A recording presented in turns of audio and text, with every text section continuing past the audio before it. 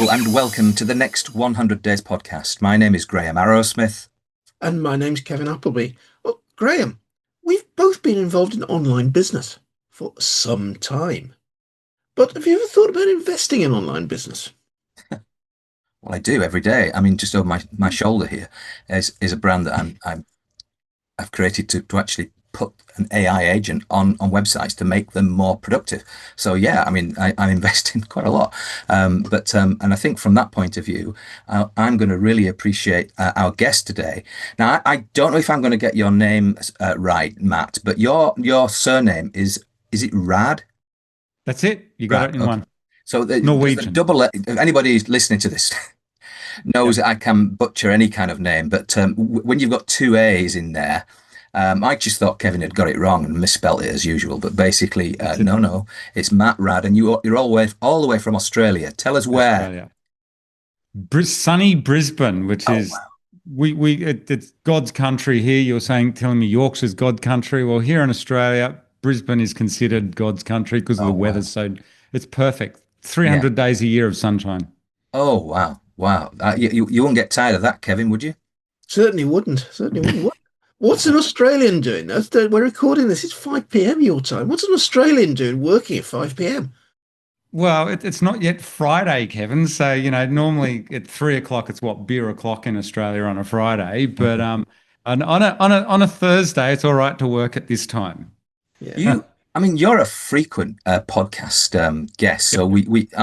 we've only got high hopes for you. I mean, whether you reach Okay. Kevin and Graham's highest sort of appreciation, I don't know. Yeah. But you've been on lots of podcasts. I mean, is that a deliberate strategy to get your message out there?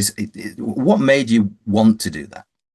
That's a really good question. I really enjoy it. It's really good networking. We are in Australia. It's a long way from anywhere. And I think what happened was after, it goes back to COVID. Yeah. When COVID came, what we do, Liz and I buy and sell websites or online businesses, which I'm sure we're going to talk about in a minute.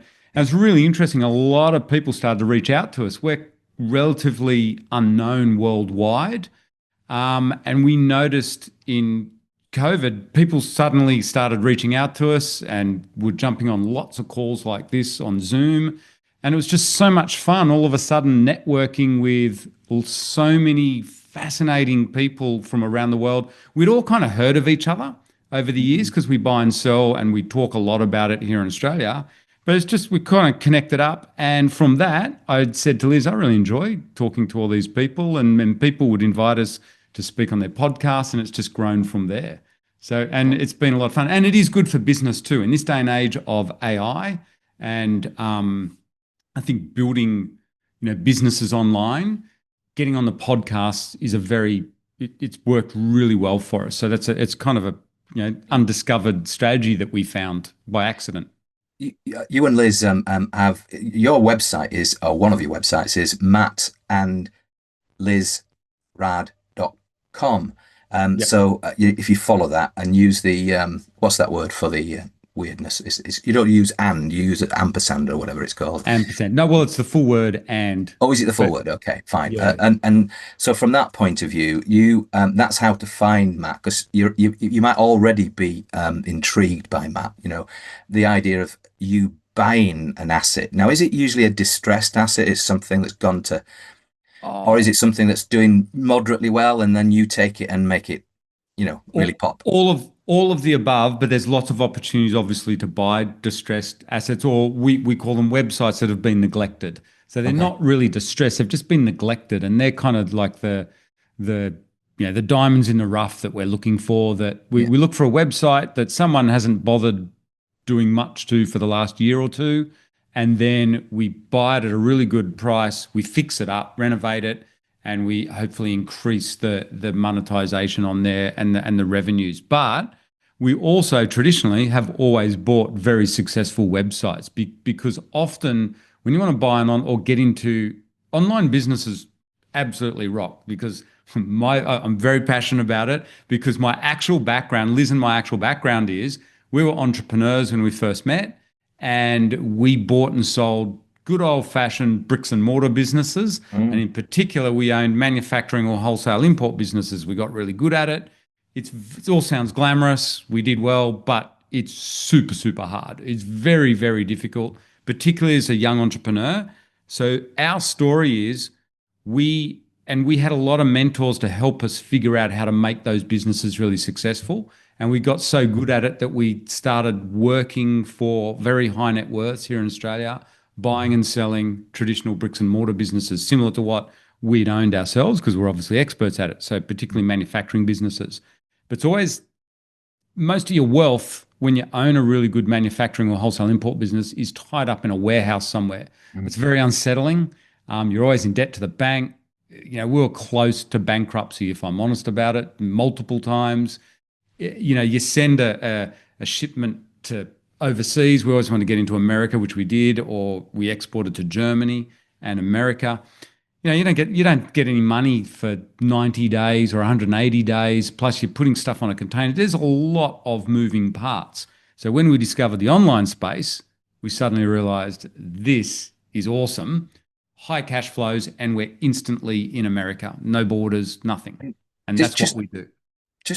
Okay. I want to mine that a little bit more, if I may, Kevin. But one of the things that I wanted to understand is, are you buying the business, or you said the website? So basically, I've got a website. I've not really looked after it for 10 years or so. Well, I have, but not as well as I'm sure you would. You basically take that off my hands, make it sing, and then if you like, X minus Y equals some kind of split share between you and me. Is that more or less? No, I don't. I buy it outright. Okay. But what So happens to the business in the meantime? Pardon? If the business supports a website, if the website is there to publicize a business, are you buying the business, or are you? No. We're not interested in. We don't touch the business at all. We're not interested in bricks and mortar business. We are buying standalone online businesses that make money in and of themselves. So because of our background, that's why I was explaining our great dislike of traditional bricks and mortar businesses. Okay, you've made the point now. It's online, so basically it's an online business. That's it. Yeah. So anything online business related except for e-commerce, because of the physical inventory aspect. Okay, so not e-commerce. Okay. Not e-commerce. So if anyone's listening saying you're a beginner in business, I do not recommend for your first online business that you would buy an e-commerce style business, because of all the problems that Liz and I had for all those years. There's a lot of moving parts to any business that has physical inventory. And that's why to this day we don't touch retail businesses, nothing like that. All we're buying is standalone online businesses. Give us an example then, Matt, of the type of website that you 2 or 3 types of websites that you actually buy. Okay, so we buy totally unique, very niche passion site businesses. So sites about learning how to play guitar, sites about learning how to play golf or in the golf niche. We own a site about pigeon racing, believe it or not. I'm not into pigeon racing at all. You don't have to be. It's really easy to run them. We buy dog training websites. We've owned lots of sites in the crafting niche. So anything about knitting, sewing, paper artwork, things that have we call them a vertical niche, very, very narrow niche, which in the past to consumers, Matt, it's vertical niche. Yes. So right. So you're not a business to business. No, not B2B. We do more advanced. Yes, we do B2B because we're very skilled at this and we're good at lead gen. So anything to do with lead gen as well, we absolutely love. But not in general, what we like is front-end consumer sites where people are searching online and they're into a very niche topic. They come to your website and typically what they'll do, they'll either click on an ad or they'll take an action of some kind. They'll fill out like a call to action, like an opt-in box for more information, or they'll buy an information style product. So courses, we've sold lots of courses over the years in all sorts of niches. And we absolutely love it because there's no inventory. There's no risk really compared to what we used to do. I'm not saying there's no risk, full stop, if you're listening to this. But for us personally as entrepreneurs used to spending large sums of money on businesses and in physical inventory, online businesses are very free and easy. They're very I shouldn't use the word free. Sorry, they're very, I get the American term, what's it? Scrappy. They're light and easy. So if they don't work, we move on to the next one. Easy. Got you. So, Matt, if you're buying an online business of the type you've described, you're presumably buying one of the key assets there would be an email list. Oh, that is the gold, Kevin. Awesome question. So that's kind of our big rule. Like that's the icing on the cake rule. If you can get an email list, you're laughing. That is worth way more now than what it was even 12 months ago because of AI. Mm. Yeah, email lists are hugely valuable now, especially in specific niches.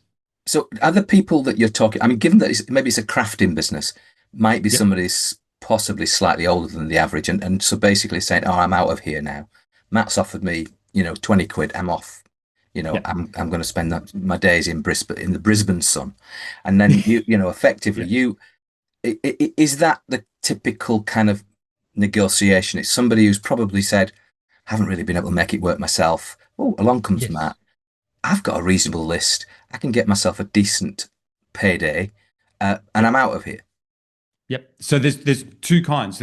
You were asking me before, do we buy, run down ones like that? And I'll give a really good example in a minute of a client of ours that have done that. But also keep in mind, once you know what you're doing, there are also really, really good online businesses that we pay full price for that are not run down. They're the opposite. They're growing, just like we used to buy traditional businesses. It's just that they're an online business. So we will pay the usual, what's called a 3 or 4 times multiple. So when traditional businesses are sold, anything under a couple of mil is generally sold here in Australia and in America and in England. It's universal. Most businesses realistically sell for what's called a 3 to 4 times multiple. So if it nets 100 grand a year, we'll pay 300 or 400 grand for it. So we will buy online businesses like that any day of the week if they're good and they stack up in due diligence. But our preference and the sweet spot, particularly, and this is what we teach people as well, particularly if you're a beginner, our preference is to buy really nice little neglected niche sites under 50 grand or under 20 grand. Why? Because the risk is so low. You're not forking out hundreds of thousands of dollars. And so a great example, so it might help explain everything here, is Nathan and Alexa. They're 2 young clients of ours. They tried to get ahead here in Australia by doing, Nathan was an electrician. He's trying to get ahead, and his wife Alexa, they're in she was in customer service. They're trying to get ahead by doing the real estate thing. They very quickly realised you max out with the banks after 1 or 2 properties, and it's really difficult, and you need cash flow. So they learnt off us, and so what they do is they do this strategy. They buy multiple websites, fix them up, and they're now laptop lifestylers. And so one of the niches that they discovered, they live on a laptop. They live in Thailand and stuff like that. They don't know anything about gardening, right? But they own a gardening site that's gone really well. So they were looking around in this niche. They were making off that site, a couple of grand a month. So they own multiple sites. So it adds up to a nice monthly income. They were looking around because they had a successful site in the gardening niche. They were looking around actually here in Australia for, what other gardening sites are around? And they found this site buried way down in the Google search engine. No one else had seen it. And they noticed the guy had run it for 14 years. It was about Australian native gardens. And he hadn't touched it. He hadn't blogged on it. So it was just a blog, a standard blog. And they sent him an email and said, hey, notice you haven't touched your website for quite some time. Would you be interested in selling? We're cash buyers. That's what we teach people to say. It's literally just one sentence. That's all it is. That's how we used to buy bricks and mortar businesses too, by the way. And he emailed back and said, sure, I was just going to close it down anyway. I've done nothing with it. $400, it's yours. Just pay for the hosting and the domain name. So they got this website for $400. Now, in spring, we're just Australian dollars. Australian dollars, yeah. So about 200 quid. Yeah, 200 quid. Yeah, 200 quid. Yes. 400 Australian dollars. That's like a meal out for Kevin. I mean, yeah. It's like a tank of petrol in your car. It's not. It's nothing. Not in my car. This isn't a get rich quick thing. They had to put some effort into it to fix it up. They got their team onto it. They're not gardeners themselves. They outsource the riders, but they've built that thing up so that now in spring it gets over 80,000 visitors a month. they're making $4,000 a month off that website. So now that's because they know what they're doing and they built it up over time. They've done it with other sites as well. But I think it's a great example of what we say to people is they're the sorts of deals you want to find where, and they're out there. And particularly now with AI, things are about to get, I won't say easier. There's new challenges with AI, but there's lots more opportunities to renovate websites with AI now. That's one thing that AI does particularly well. Yeah. So it's a really exciting time, but there is tricks to it. That AI has made things difficult on in some ways, but it's making it easier in other ways. But those sorts of niche passion sites are very valuable now if you can get a following. So like you said, Kevin, with an email list, because it means advertisers can get directly to the customer base. So the best niches that we've found we've been doing this since 2008. So since that time, and even in the early days, we found the best niches were, remember in the good old days in our local newspaper stands, there were gardening magazines, crafting magazines, golfing magazines, guitar magazines, anything to do with sport. All those niches humans still are passionate about, but all the print media has died. So what that traditional advertisers now will come direct to you if you own a website in any of those niches, and there's an opportunity to tell them, look, I've got an email list. You can advertise directly to the target audience. It's not scattergun. So that's where there's lots of value in these very precise niches. But Matt, when it comes to those websites, and Graham and I many years ago joined something called Internet Business Mastery. We learned about Corey Rudell. Sorry, Corey Rudell. No, Jason Van Orden and Jeremy Franson. He's an American. He's one of the first podcasts actually. They started about 2006, and Kevin and I came along a few years later. But point is, it was all about internet business. Marketing. They were talking about setting up websites, getting affiliate deals, things like that. And one of the key things in there was getting a website together that was all about your passion. It became a passion-led business, but there was an awful lot of you went into the business. The more successful ones that we always saw were the ones where the personality of the owner was built in, and the owner became a reasonably well-known figure in the niche. Now, you're taking a website, you're buying it. Quite often, you're buying something that you're not that niche expert in. No? Very often. How do you then grow it when you've taken away the person that had the passion in the first place? It's easy. We do it all the time, and it's a really good question. And it's slightly tricky, but we come from a background where buying bricks and mortar businesses was exactly the same, and we're very used to it. It's just a transition period. And with online businesses, what we do is, say in the instance of Nathan Alexa, that's a really good example, that gardening site.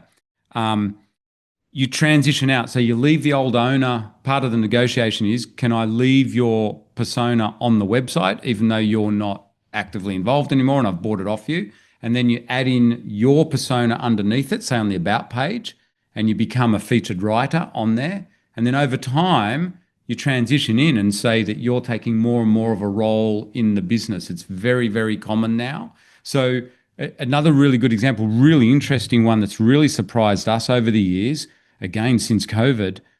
In the early days, we used to tell people passion niches, these passion sites that revolve around individuals, are actually good assets to get if you get them at the right price and you can transition over 6 to 12 months.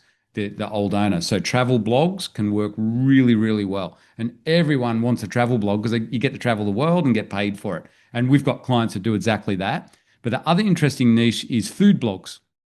And they do typically revolve around someone who's been super passionate, and they build them up and they build a massive following, and it's all about the traffic, and then they just put ads, and that's how they monetize them. And we used to actually recommend, for beginners, you don't buy food blogs. It's the only kind of blog that we would say just be a bit careful of, because of what you're talking about, Kevin. A lot of them did revolve very heavily around the personalities. And then we had one of the world's leading website brokers at one of our boot camps, and he pulled me up on that because he heard me talking about it. He said, Matt, can I just correct you there? And I'm going, what? And he goes, yeah, I'm sitting here. I'm not allowed to tell you the website, but I've just sold a paleo blog for $5 million. And I can tell you, I have a list of buyers, cash buyers, and we are selling the most popular food blogs in the 7 and 8 figure. They were doing deals in the tens of millions for food blogs that were heavily run by personalities. So you can transition out of them. It is a little bit trickier, but it's not as difficult. A lot of people worry about that, but in this day and age, as long as the content's good. So the main key that we suggest to people, and if you're listening to this and you're thinking of buying a website and it looks like it's heavily run by an individual, but if it's in a certain niche, like Nathan and Lex with the gardening, they just hired experts in the gardening niche to write the content. And what we've done on their about page now, they have a team of 7 on there, 7 people. So there was the original owner at the top, and then Nathan put his name in as a pseudonym because he doesn't want to be known as a gardener online, and he's not a gardener. And then there's 5 other people. They're experts that they hire on places like Upwork. I don't know if your listeners have heard that. So on Upwork now, there's a lot of journalists you can hire. There's a lot, any niche you can think of, there will be expert writers in that niche. Of course, you've got AI to help write stuff as well. But it's all about creating that persona and the following, and then building an email list and a social media following. And now it's really interesting for the gardening site that some of the names on their about page are pseudonyms, which is fine online. Google's absolutely fine with that, and so are readers. But they get emails and get asked to speak at industry events, and Nathan has to write back and say, that person's actually not real, it's me. And the trade shows have a bit of a laugh about it. But I remember Nathan ringing me the first time it happened. He goes, Matt, what do I do? They want me to speak at this big gardening show. They think I'm a real person and a gardening expert. And I said, mate, you're going to have to go your next person down and get the actual expert to speak there. So that was kind of amusing. But it is, I've got to say, I actually like the challenge of buying those branded passion sites, because we're not talking spending millions on them now, not like the food blogs. We're talking buying little tiny ones for under 10 or 20 grand. And I guess in travel blogging, I've seen travel blogs that are built very much around the personality, but we've helped people purchase those as well. One example is one of our clients.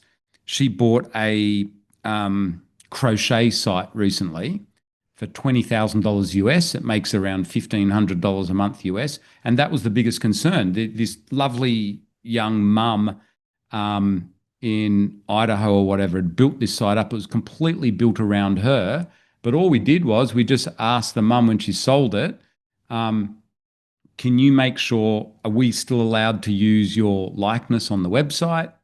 And she said, not a problem. And will you still be involved? And so what we do is our client pays that lovely young mum once a month to write an article. So she got what she wanted. She just wanted to get out of it, and she's had some more kids.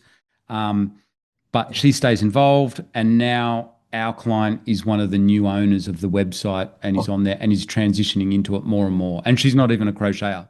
So when when you or one of your customers or clients finds a site and there's a transaction, and let's just say that's done, and now I've got this thing, a website, what do you advise them to do before they even start playing with the website? Presumably you're encouraging them to think before they act. Very much so. It's a really, really good question. One of the most valuable skills you can learn, in my opinion, please note I'm very, very biased about this because it's been my entire career and I've done things quite differently, and I'm not a fan of real estate. I've always bought and sold businesses. Both Liz and I, it's how we've made our money. We think, it's our opinion, one of the most valuable skills you can learn is due diligence. And so before you even buy the site, It's a really good question, Graham. You need to do deep thought, not just around the due diligence, but what are you going to do with the site when you take it over? Do you have the abilities to run it? Do you know what you're doing? Looking for the red flags, all the usual stuff that you would do in due diligence. But due diligence is a key money-making skill. So there's that bit which takes up, so you don't even touch the website at that point. You're just doing due diligence and you're pretty much pre-planning the entire renovation of that website and what you're going to do with it for the next year or two before you even make an offer. And I'm doing that constantly. Every single day, I am looking at websites or due diligence deals for clients or whatever, and I'm just running it through my head. What would I do if I own that website? How would I fix it up? What team do I need? What expert writers do I need to get on board? Is that And then, that's all very logical? Is there almost like a hierarchy of you in terms of your due diligence? And let's just say there's 5 points that you think about. yep. When does when does it turn to a red flag? Forget it, move on. Ooh, there's lots of stuff with a red flag, but the two main things that we look at is the profit and the traffic. We live and breathe by that in internet businesses. So it's another really good question. And if you're listening to this, is probably the main thing you need to take away from this is, and if you own an online business yourself, you should be tracking your profit and your monthly traffic. That's the most important thing. So if the traffic's going up, that's good. If the traffic's going down, that's bad, unless you know what you're doing and you can turn it around. And that's the renovation opportunity there. Similarly with the profit. And we need to verify then, not only do we need to see the profit and traffic, we need to verify that it's real. And luckily, that's a hell of a lot easier than traditional bricks and mortar businesses because everything online is tracked. So use Google Analytics. You actually, what surprised us when you got into this, we used to do due diligence on bricks and mortar business. It's like forensic accountancy. It is full on trying to figure out what they're doing. With online businesses, people are so friendly and they pretty much have to if they want to see the business. They just show you a live video. Literally, you jump on Zoom and they will show you live into their bank accounts and talking millions of dollars, whatever, all the way down to a couple of $100 a month, whatever. But no hesitations whatsoever. It's pretty easy with a legitimate seller. That is, they will. So screenshots is one thing, but screenshots can obviously be faked. But when we first got online and we started work, particularly Americans, they're really friendly. I was shocked at how many times I just never even met them, talking for less than 5 minutes. Oh, Matt, do you want to see the figures? Yeah, sure. I was going to ask you about that. All right, just wait there. And this is on Skype in those days. They log into the bank account and you can just see there's the, yeah, it cut out halfway through though, because it was Skype, wasn't it? So yeah, because it was Skype. Yeah. Yeah. So yeah. Yes, to answer the question, they're kind of the main things. And also, Graham, if I can come back to, it was a really smart question you asked when you actually buy the site, because I did want to let your listeners know the most important step is please don't discount the importance of due diligence. That's the most important step. But when you actually buy the site and take it over, something we teach is, we call it the SAS method. So, the British SAS, when they land, it's not all guns blazing and stuff. They land, they stop, they take in the surroundings and they make sure, and then they execute. They take action. But for that first part, they take in their surroundings and they look around and they take on board what's going on. We do exactly the same thing with websites. When we take a website on, presumably we've done most of we know what we want to do with it through the due diligence, but I say to clients, just let it run for a week or two so we get a feel for it. And in particular, what you're watching is the traffic. I want to see who's coming to the site, what's the interactions, and am I correct in my, what we're going to do with the renovation strategy. So we just let the site settle for a week or two, sometimes for a month, and then we go in and make the changes and start having, that's the fun part. One question sits there for me, Matt. If you're passionate about something, you think, yeah, I want an online business in this niche. Graham and I were taught back in the day all about starting this from absolutely nothing. Yep. Doing it right from scratch. You're talking about buying something. Yep. Because it's already up and running. Already up and running. No. And you know why you would buy it? In certain passion niches, they're very competitive now. And you would struggle if you're a beginner to build it from scratch. It will take you a couple of years. Whereas if you want to short circuit that time, you just buy it. So that's the question to anyone listening, and for Liz and I as well. We're still big fans of building sites from scratch. Still big fans of that. We teach it, but we also say if it's really smart if you find the right deal to buy a website and fix it up because it's already got all the foundations done, and You, there's it's it's already up and running. So you've got it, but it costs money. Yeah. you are you and Liz are kind of, it says about you on your website that you're business and website investors, angel investors, Yep. leading educators in digital marketing. Yep. And I know you've transitioned into that. But do you really have competitors in that? Or is that you've kind of crafted Yeah. that niche almost? That, Uh, I mean, are there other people, even in Australia, relatively small, big place but small yeah, populace? it's a very small population. Yeah, I mean, do you find that you've even got, other people doing similar things to yourself? Yes and no. There's lots of brokers now. So it's Right. interesting. We know all the top brokers. We all start Yeah. online and they all decided to become brokers because we come from an M&A background. We decided to do the exact opposite. We Mm. definitely didn't want to do that. So there's lots of brokers online and that is quite competitive. In what we do in teaching people how to buy and sell online businesses, there's there's other people. It's not a big niche. Again, following our own advice, we've gone very niche. We're not just general marketers. We also do teach a really cool strategy of um, helping people start, I guess you call it like digital agencies or doing digital marketing for small businesses Mhm. because the skill sets are exactly the same. So the skills that you learn, so we specialize in teaching beginners. We're very passionate about it because we made a lot of mistakes in the early days and we're totally self-taught. And so that's why really what we do, it's our actual business here in Australia is called E-Business Institute. It was started as a passion thing. We used to get asked to speak at real estate investing, believe it or not, at real estate investing, what do you call them, workshops. So a lot of wealth is made here in Australia through real estate. And Mhm. they'd ask us, the promoters would often ask us to speak right at the end of the weekend or whatever and say, this is Matt and Liz. They do something really weird and different. They have this thing called cash flow businesses because all the real estate guys are always in debt and maxed out to the banks. So we talk how we buy and renovate websites like they buy and renovate real estate. And it was a lot of fun teaching people that. But then we realized the same skills, and we do this ourselves, can be used very effectively building websites for small, local, and now large local businesses. Mm. And we've had amazing results with clients. It seems to work really quickly. And we've carved this niche where we now help highly paid white collar professionals get out of their burnt out jobs. Particularly after COVID, we noticed there's a lot of burnout out there.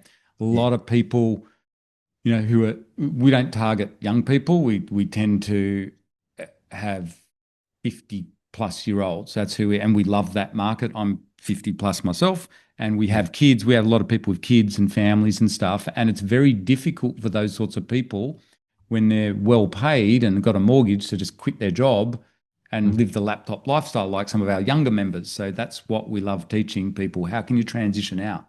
And That's, that's the And niche we've carved for ourselves.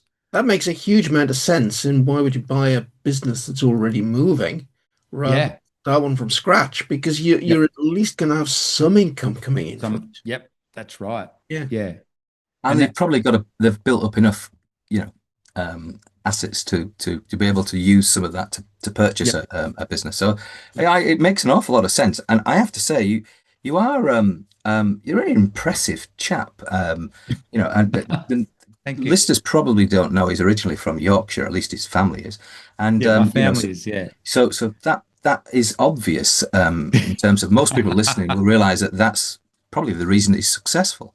Yeah. So, Matt, I mean, you met Yeah. Liz some time ago. I mean, that was obviously a marriage made in heaven? I mean, what It, was it that first attracted you it, to this beautiful woman? I mean, what was it? it was, it's an amazing story, actually. So we were studying zoology, red kangaroo. I know it's a cliche, but red kangaroos, would you Right, believe? The right. two of us were destined to be Australia's leading experts in red kangaroos. And what attracted me to Liz, I wish she was here now to hear this. We never used to talk about this publicly, but now we do. And I'm happy to share with you and your listeners because it's such a cool question. You're not going to believe this, but both of us grew up on farms, and I'm very hands-on and a rural person. And I really, really back then disliked computers. So at uni, this was in the early days, this was in like the 90s. They had these shocking old big giant computers and lots of hand coding and stuff. And I couldn't stand it. And here's Liz. She was a legend at it. And I saw her and I realized she knows how to build tables on this computer. I couldn't do it. I had no idea. And I thought, oh, and she's beautiful and smart. Right. This is, and exactly what you said, Graham, this is a match made in heaven for me. It doesn't get any better. So that's literally how we met. I asked her to help me do stuff on computers. I've had a love-hate relationship with computers ever since. But these days, Liz has taught me. Liz is very technical. She can program stuff. She's really good. She's just naturally very quick thinking, and our daughter's a coder. So that's that side of the family. Me, I'm like a lot of our members who didn't grow up with computers. That's why we love teaching beginners, because I really struggled with it. And these days, I love it. I do know how to build. I'm really good at building websites. I can, I love using AI and all that sort of stuff. And I just fully embraced it. But that's our story. That's how we met. Between you've obviously got this sort of breadth of empathy for the potential audience that you've got. So that, the people who might not necessarily be, in this field of online marketing, and then right over to the people who are super hot about it and might have questions that might be beyond you, Matt, but wouldn't be beyond Liz. So basically, it's a nice blend there that makes you quite unique. And I have to say, sadly, we're bringing ourselves towards the end of this podcast because I do just have to learn more. But you've been an absolutely rip-roaring success on the Next 100 Days podcast. Thank you.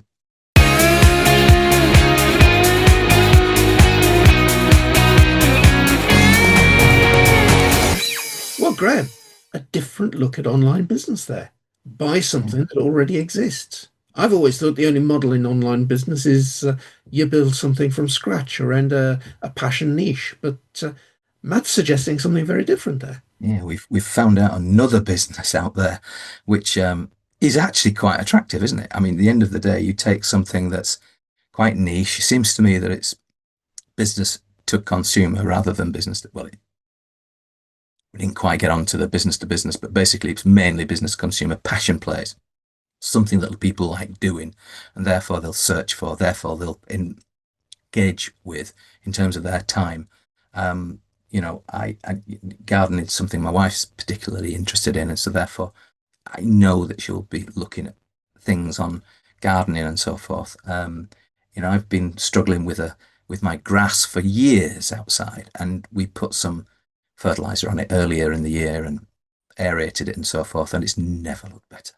So as a person that's kind of struggled with that, so not that I'm all over gardening sites, but you are alive to that type of advertising and so forth, and so because it's relevant to your life, you're doing part of your life in that bit. You're not going to be crocheting every day. You're not going to be whatever, doing whatever the particular thing is every day. But that part of your day, there's an intensity about it. And therefore, there is passion and longevity with those people. So, if you can get that kind of site, then it's worth paying for, presumably if you've done your due diligence and all the rest of it. Absolutely. Absolutely. And we never really got on the subject of AI with Matt. But these days, it's actually relatively easy to write an article about something and make that article be quite authoritative without knowing that much. You can get some fairly good stuff out of the chat GPTs of this world. Okay, you've got to be aware that they do hallucinate. You've got to check them. But it's not all just hard grind anymore, writing blog posts from scratch. You can it wasn't too long ago that we had a conversation with an SEO expert saying that they wouldn't, blend it with real writers as well.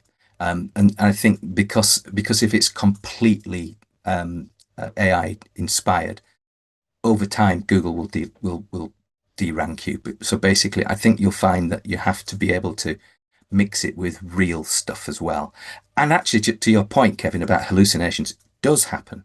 And we found that in with our own product, where you just not so much hallucinations, but they simply get the thing wrong. So you say, hey, hold on a minute.